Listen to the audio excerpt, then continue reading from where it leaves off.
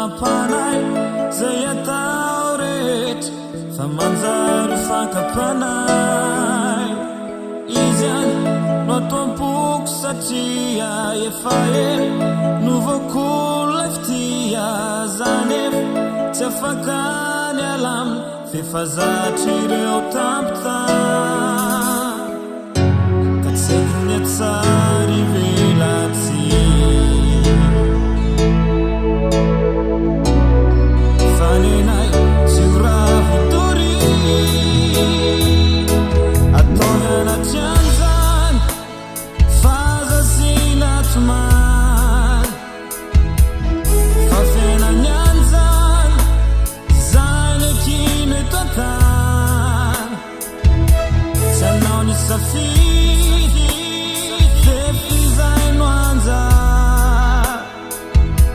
fa na dia mangidy mbolo mamy any afara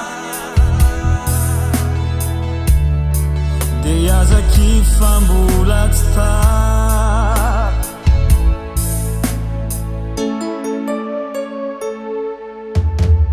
sarotra hoay ny anonovotro tafa nefa tsy mety tsony tsy mety voafafa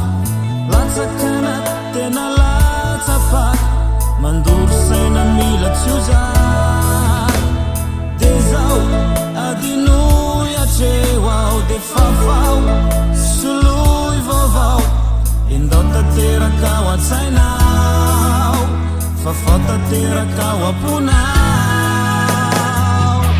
ataovy anaty an'izany fazasiana tomany fa fiainany an'izany